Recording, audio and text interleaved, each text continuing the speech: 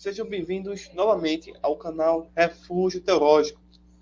Hoje iremos fazer uma explicação e uma reflexão, tá, a respeito do que está acontecendo. Na verdade, quem acompanha o canal já sabe de antemão o resultado de tudo isso.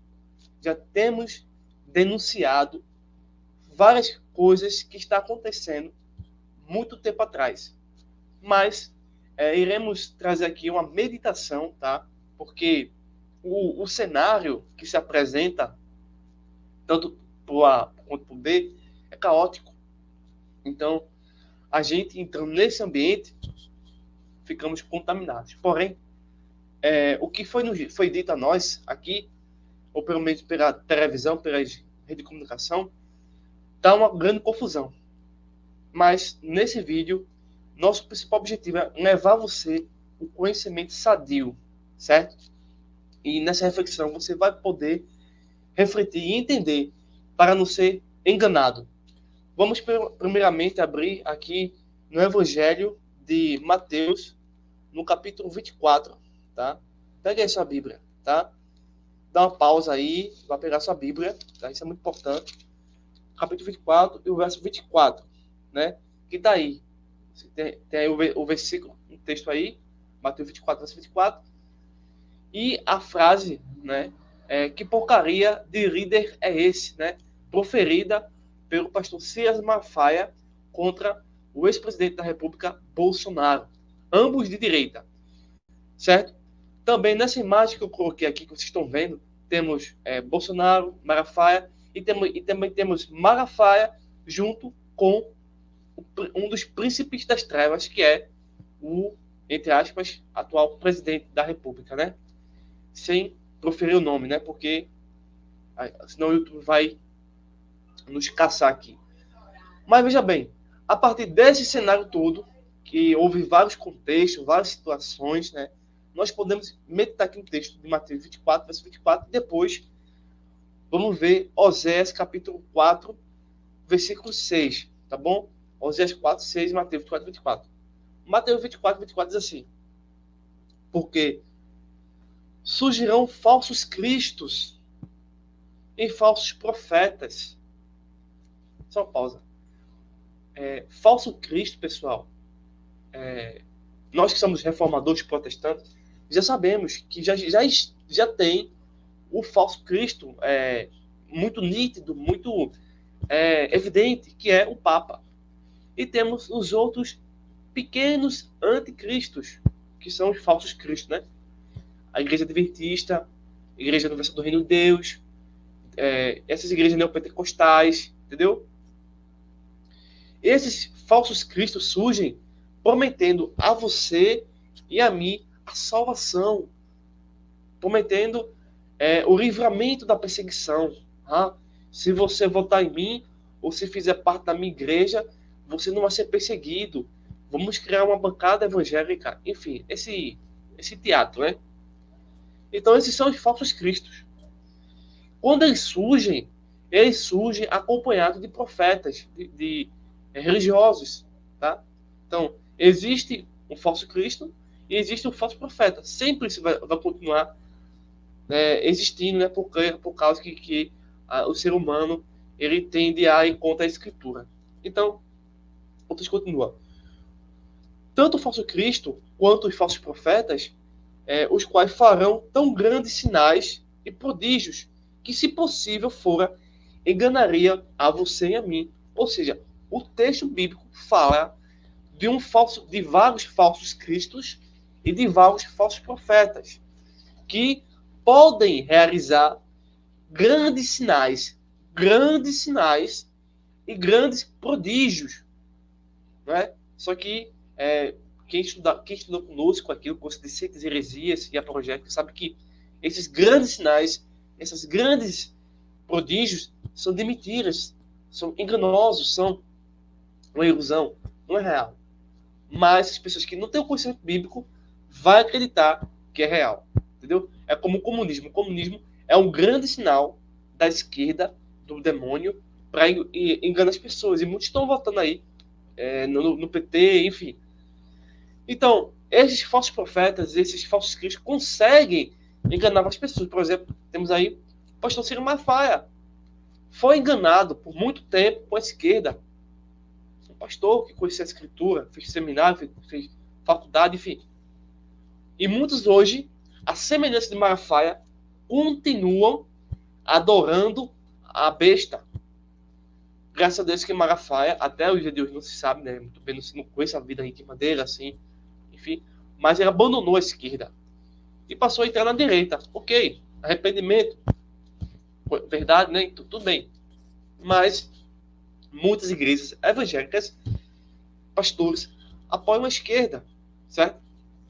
Então, quando Malafaia vai para a direita, motivado pela verdade da escritura ou não, ninguém sabe, mas chegou a esses dias em que ele agora critica o Bolsonaro, um homem de direita e tal, essa situação.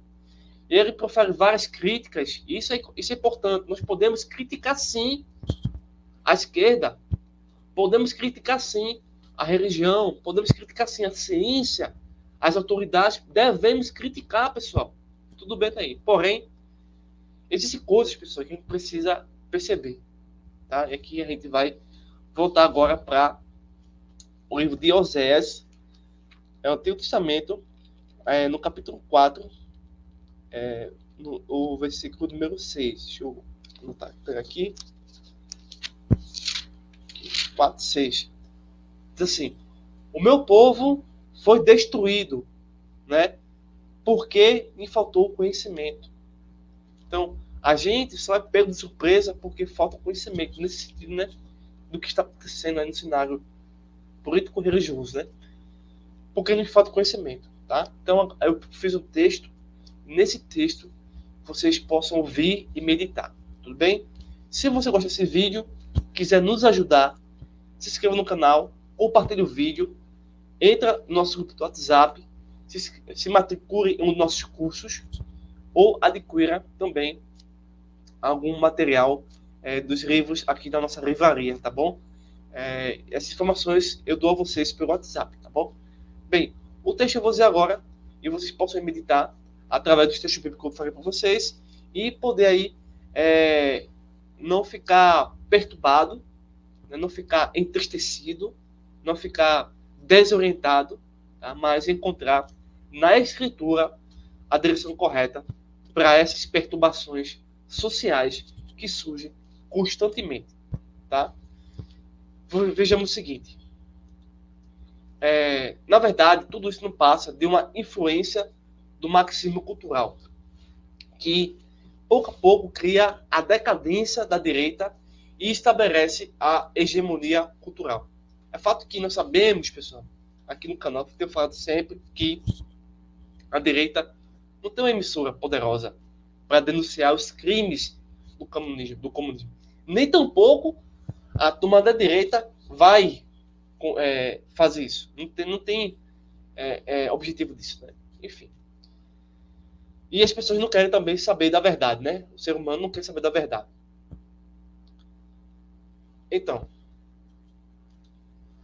nos últimos anos, tornou-se cada vez mais evidente a presença da ideologia do marxismo cultural, infiltrando em diversas camadas na sociedade, de forma surpreendente, e até mesmo nos partidos de direita. Muitos dizem, não, a esquerda está na igreja evangélica. Sim, está sim, pessoal. Muito assim, assim, ó. A teologia da libertação na igreja católica, nas igrejas afrodescendentes, né, enfim, nas religiões, a esquerda entrou. Mas poucos falam que a esquerda também entrou no STF, no TSE, na Polícia Federal, Civil, Militar, entrou na educação. E tudo isso permite essa perturbação que a gente está vendo aqui agora. Entendeu? Se você pensa, não, a esquerda só entrou na religião. Não, pessoal. Ela entrou em todas as esferas sociais, todas. Na medicina, na ciência, certo? Partindo disso, a gente pode prosseguir. Então, essa influência ideológica embora disfarçada, tem corroído as bases da direita, resultando em uma série de rupturas, divisões, decadência, discórdia, e enfraquecendo assim a essência, né, da verdade da política, né? Enquanto a direita é lentamente minada, né, a esquerda continua expandindo, continua crescendo, continua conquistando territórios por meio da hegemonia sobre as grandes redes de comunicação, em igrejas que adotam teorias progressistas, feministas, né? Entre os intelectuais leigos, nos seminários. Eu estudei numa faculdade evangélica onde o pastor de uma presbiteriana é marxista. E a própria faculdade, em certos dias do ano, fazendo algumas citações, né, de Dia das Mães, por exemplo, citam autores marxistas. Aí, tá vendo você? Bem, dentro entre os intelectuais leigos, nas comunidades de base, naquelas comunidades simples, carentes, né? Saneamento básico, enfim, da alfabetização. Então, dentro desse cenário complexo, gigantesco, fica óbvio que a mudança no Brasil não ocorre por meio do voto ou estratégias políticas de marketing, mas sim, na verdade, quero dizer aqui a vocês que é pelo retorno à escritura e pelo conhecimento dos princípios conservadores. E não tem nada a ver com o partido, tá?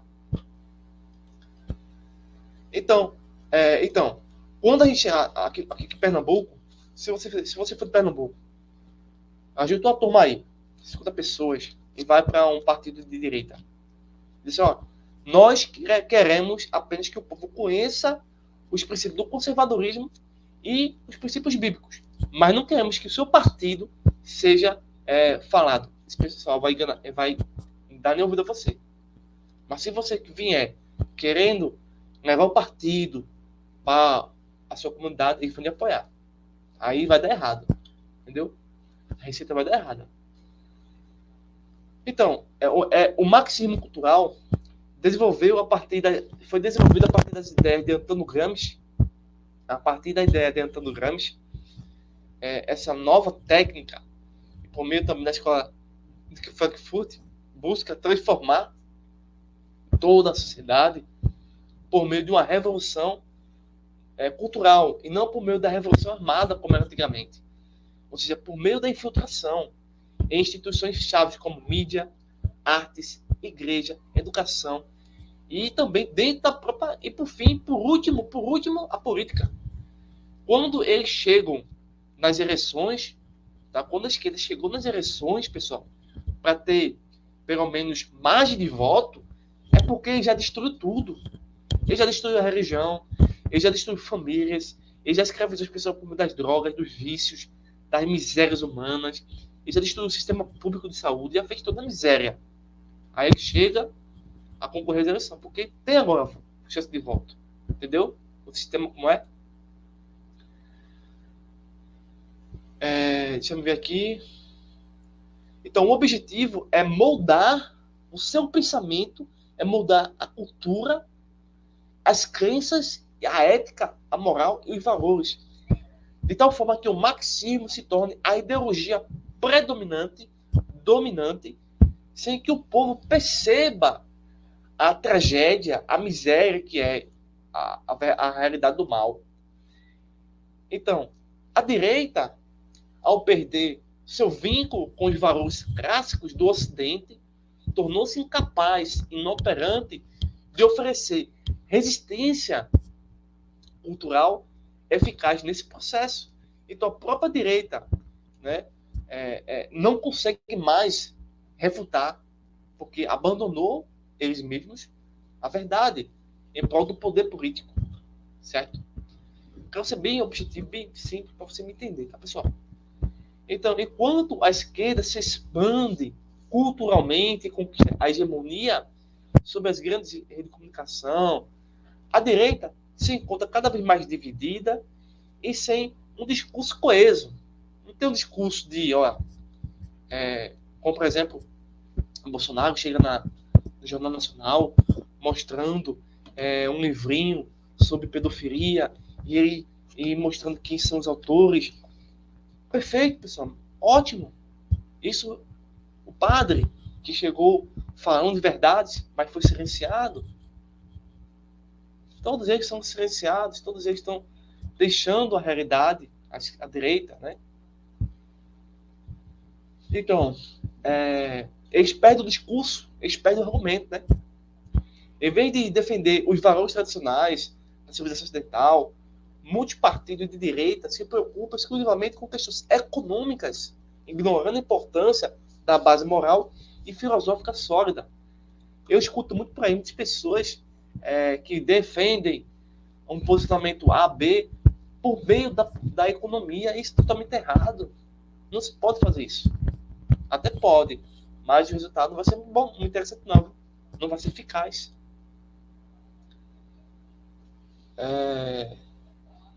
Assim, acabam adotando de maneira disfarçada elementos próprios do marxismo cultural que deveriam combater.